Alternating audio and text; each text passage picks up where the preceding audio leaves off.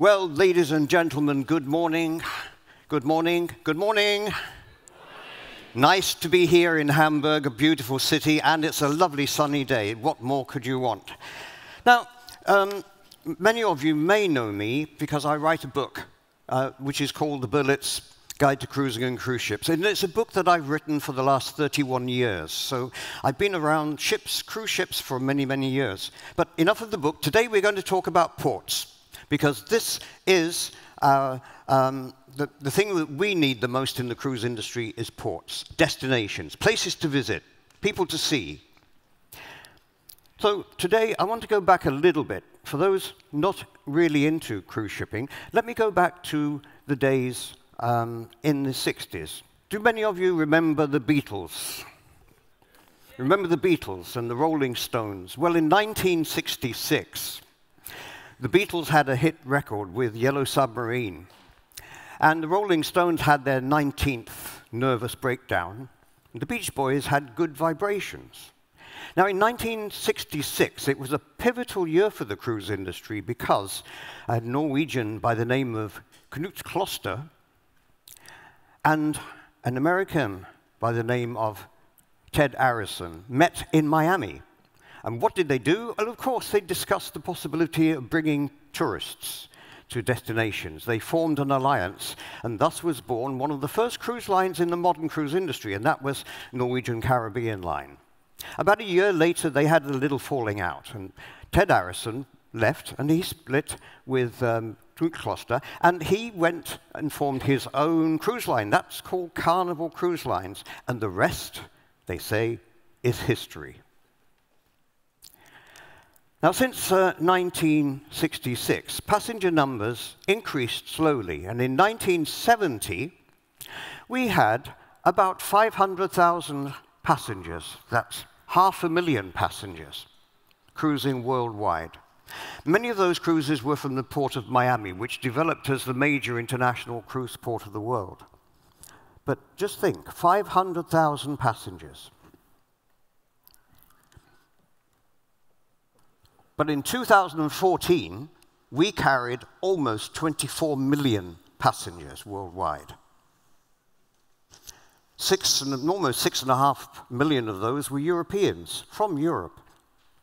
Plus, we also had about 1 million river cruise passengers. And again, most of those passengers are within Europe. So you can see the tremendous potential, the tremendous growth from 1966 to 1985. I'll talk more about new ships coming a little bit later on, because I've only got 20 minutes, so we need to get on with this. Now, of course, the major ports worldwide, we have big ports, big destinations, lots of tourist attractions, air infrastructure, port infrastructure, and those large ports have plenty of transportation. They can meet the needs of the larger cruise ships. An example here, of course, is New York. But others are Miami and other cities like Southampton and Barcelona here in the Mediterranean. And then there are the smaller regional ports. And these are ports like Santorini, or there might be islands like Maui. These regional ports have something to offer, and that is the scenery. They have this wonderful picture postcard setting that the big ports may or may not have. Picture postcards are what we sell. We sell dreams to passengers. We sell dreams of exploration. We sell dreams of going to new destinations and seeing something and establishing our bucket list. Now, as passengers also really like to visit historical sites, and that's where ports that have access to major historical sites are of interest. And I'm talking about ports like Athens, for example, or Kuşadası in Turkey. These ports may not be major ports, but they do have incredible interest for passengers. So, what about the regional ports that don't have great facilities or access? Well, first of all, let me tell you that Hamburg is unusual, because Hamburg is a port that is a 4-hour drive up the river for the ships. And yet look how Hamburg has developed its cruise division. Ah, yes, a little clap for Hamburg. That's it. Bigger clap for Hamburg, I think, ladies and gentlemen. Yes. Hey, for Hamburg. No, it's done a great job of attracting cruise lines and making Hamburg also a turnaround port. And by turnaround, I mean passengers will come to a port to embark and disembark a ship, whereas many of the ports and the small regional ports and the wayward ports and the islands and so forth are not turnaround destinations, but they are what we call wayward ports. So they may attract cruise ships for a day visit or 2 days. So what do passengers need when they go to a destination? What do they need when they go to a port? Well, first of all, they need information. And the cruise lines also need information. They need information about tugs, the cost, light dues. They need information about port infrastructure, berthing, tides, waves. They need infrastructure to help them develop itineraries. And that's where ports are attractive to cruise lines looking for new destinations. And believe me, the cruise industry is looking for lots of new destinations. So if you're one of those smaller regional ports, think about the cruise industry, because we can bring huge economic benefit. The cruise industry brings $40 billion in benefit worldwide at the present moment. $40 billion. That's amazing. And about 16 billion of those 16 billion euros are within Europe. So imagine a ship of about less than 100,000 tons. And I'm talking about a ship in physical terms of about 3,000 passengers. If that ship is calling once a week, it not only provides income, regional economic benefit, probably to the tune of 100 million euros a year, it also brings jobs, because to support that one ship will take about 500 jobs, both direct and indirect. So you can see the economic benefit. $100 million for the local economy for one ship alone, 500 jobs. And as I said before, about 40 billion is what we currently give to the worldwide economy. And remember, in 1966, we didn't even have a cruise ship. We had a converted ferry that was made into a cruise ship. So the start of the modern cruise industry is interesting. So this is what cruise lines need. First of all, as a port, you must really supply some information to them. Very simple things, but without that, they won't look at your port, because the itinerary planners don't have time.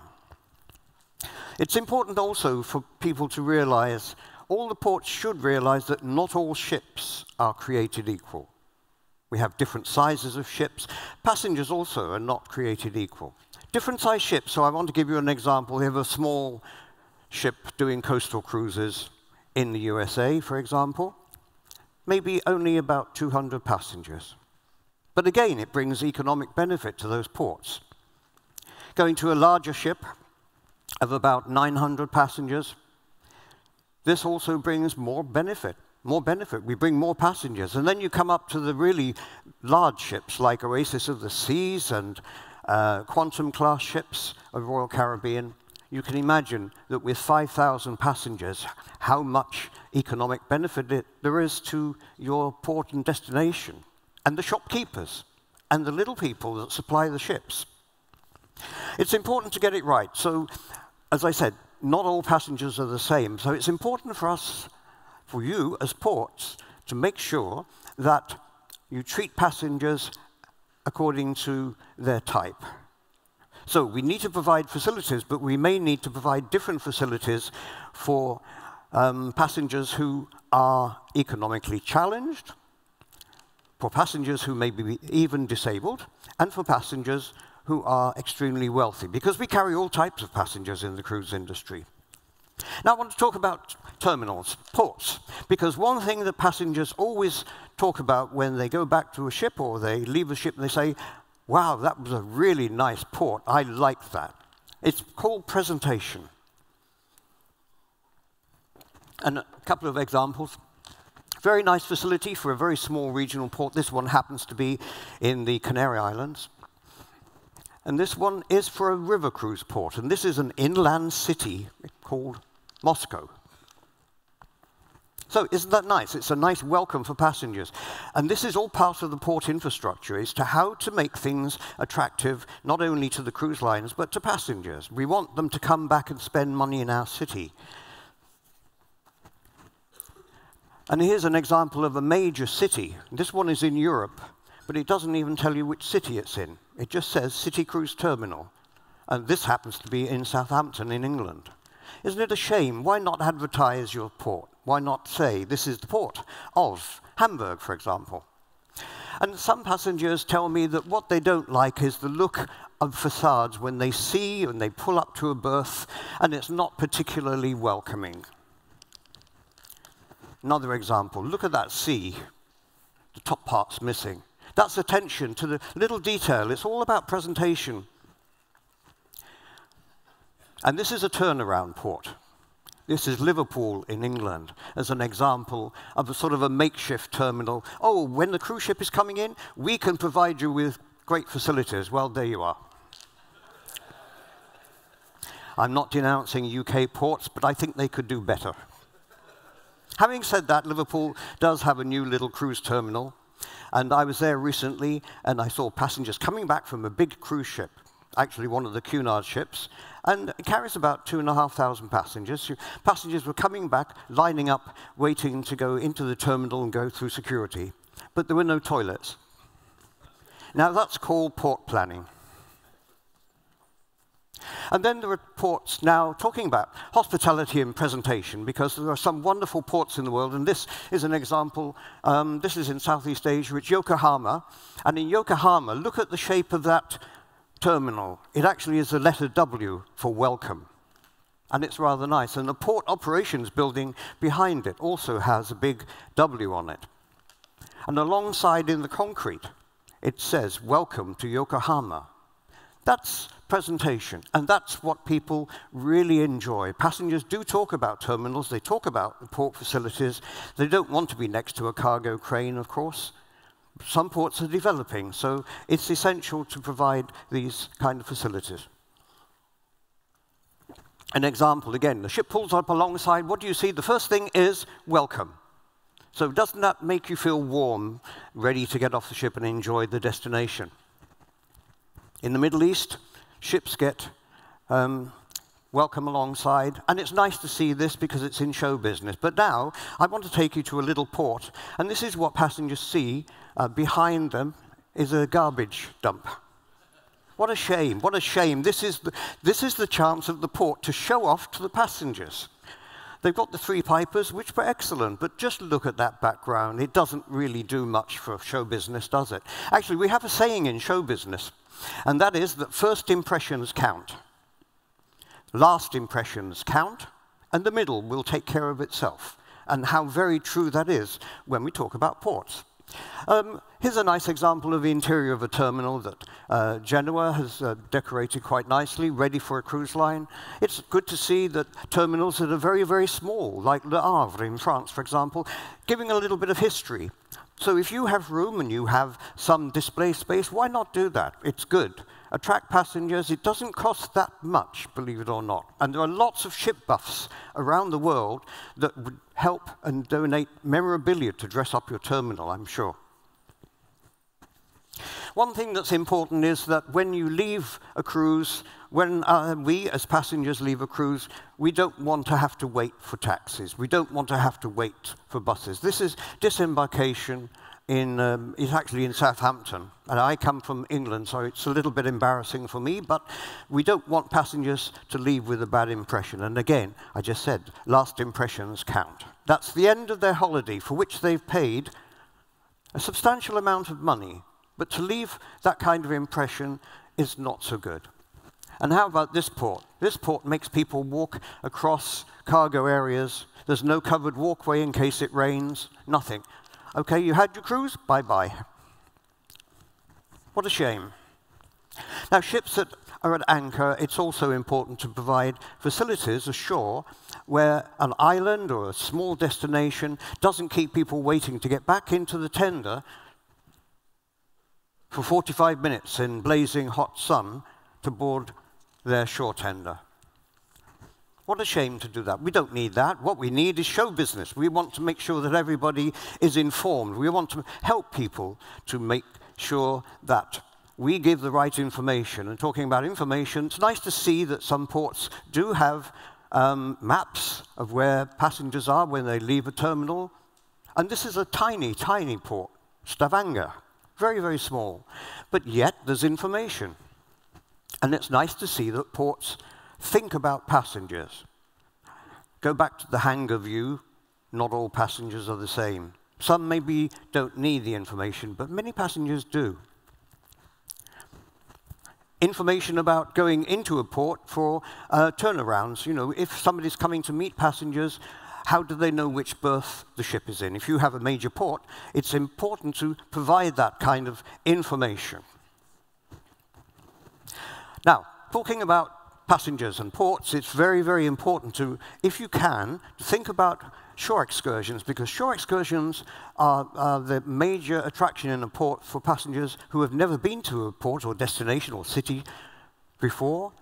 Let them be hassle-free. If you can allow buses to come up to the ship, because we do have security regulations, of course, and ISPS codes, but some ports are still able to bring buses right alongside. And that's good. It's a less hassle for passengers. Of course, if you're building a port, make sure that you have enough turning space for a bus. Don't just build a long pier and find the bus can't turn round. Now, believe me, I've been to a couple of ports where the buses had to back across the causeway like that. And it's not really very enticing. And then we have the ports to make sure, if you're going to have a large ship, that you have enough parking space for those buses. It is most important. So, ladies and gentlemen, basically, we have now coming up to, since 1990, the cruise industry has built about 220 new ships. I can't add up and tell you the total number of passengers that those ships have brought to the worldwide industry, but it's a big number. In the next few years, we'll be building another 30 ships, and many of those ships will be quite large cruise ships, carrying 3, 4, and even 5,000 passengers, and a couple of very small ones as well. What is now important is that all of us together, the ports, the infrastructure, the local government, that everybody gets together. Oh, this is a port who doesn't want passengers to leave, by the way. I'm not sure if we can translate that into other languages, but it says, forget about it. And you can see that this is a US port, and it happens to be in Brooklyn. So, of course, this port doesn't want their passengers to leave. They want them to stay and spend more money. There's one thing is certain. And the message that I would like to give to all of the ports today, and that is the future is really bright. And if you're considering attracting cruise ships, now's the time to plan, because it takes a long time to plan to attract the cruise lines. Make sure that attraction, that everything is ready and in place. Then the cruise lines will also get together with you, and they will tell you what they need. They will tell you of all the things that needed to support passengers. So, ladies and gentlemen, I think my 20 minutes is up. I hope I've given you a little bit of background about the cruise industry, but the one thing I want to leave you with is the cruise industry is active, has phenomenal potential for growth. And I hope that you as port operators will be ready to accept the ships of the future. Thank you, ladies and gentlemen.